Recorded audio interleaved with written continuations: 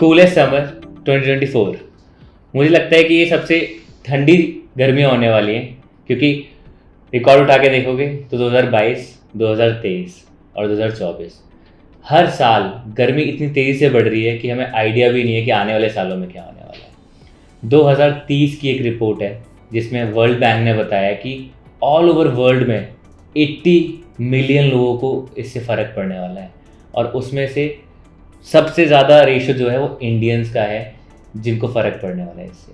और इंडिया में तो 75% जो जनता है वो फिज़िकल वर्क में इन्वॉल्व होती है, जिसमें फार्मर्स हैं, वर्कर्स हैं, रिक्शे वाले हैं, रोड के साइड बहुत सारे स्टॉल्स वाले हैं।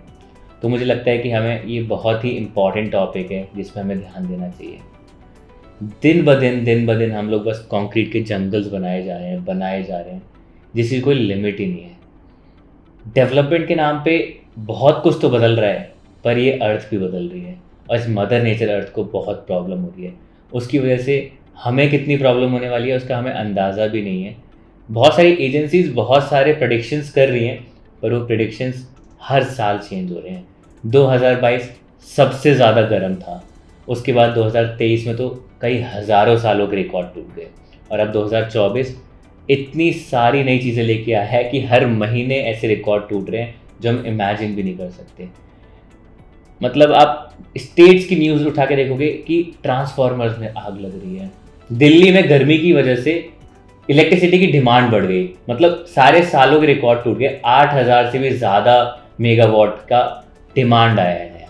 सो मुझे लगता है कि जितनी गर्मी बढ़ रही है एसी का यूज़ बढ़ रहा है, एसी की डिमांड बढ़ रही है बहुत ज़्यादा, और आने वाले टाइम में मुझे लगता है कि एसी की शॉर्टेज भी होने वाली है क्योंकि डिमांड इतनी ज़्यादा बढ़ गई है।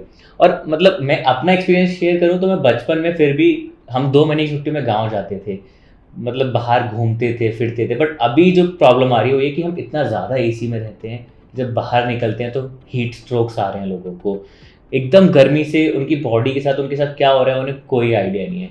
डिहाइड्रेशन बहुत बढ़ रहा है। पानी की प्रॉब्लम, दिल्ली में हर कोने कोने में पानी की प्रॉब्लम है। इतनी फाइट्स हैं, आप न्यूज़ उठा के देख लो, पानी के पीछे इतने झगड़े हो रहे हैं। दिल्ली में ऑलरेडी पानी नहीं था इतना, टैंकर्स की इतनी फाइट हो रही है। एक टैंकर है उससे पूरे दिन का पानी का रिक्वायरमेंट फुलफिल नहीं हो रहा है।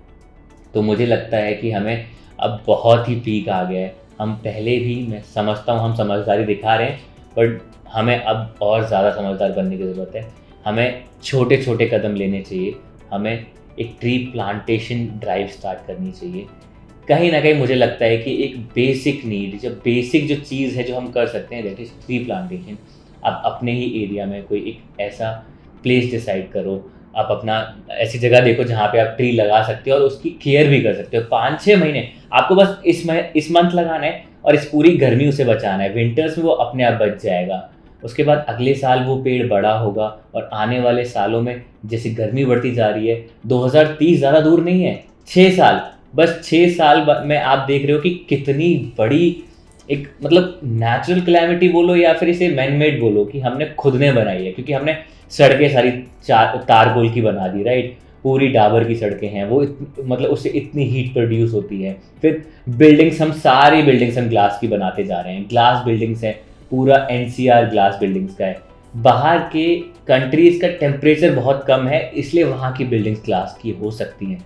हमें सोचना पड़ेगा, हमें कुछ ऐसा मटेरियल, कुछ ऐसी चीज़ें यूज़ करनी पड़ेंगी जो कहीं ना कहीं हेल्प करें गर्मी को कम स्प्लिट करना। जो एक बिल्डिंग पूरी कांच की बन जाती है, उसके आसपास के लोग खड़े भी नहीं हो सकते वहाँ पे। तो ये बहुत ही एक इम्पॉर्टेंट टॉपिक है जो आज की डेट में हर जगह आप देख रहे हो बहुत प्रॉब्लम हो रही है। बच्चे स्कूल्स नहीं जा पा रहे, स्कूल्स भी जाएंगे तो इंडिया में आई थिंक ऐसे बहुत सारे गवर्नमेंट स्कूल हैं जिसमें पंखे भी नहीं है, बच्चे कैसे पढ़ेंगे। तो प्रॉब्लम्स बहुत सारी हैं, सोल्यूशंस हमारे पास ज़्यादा नहीं हैं, और हम बहुत सारे सोल्यूशन पे वर्क भी नहीं कर पाते। हम बहुत सारी चीज़ें प्लान करते हैं पर होता कुछ नहीं है।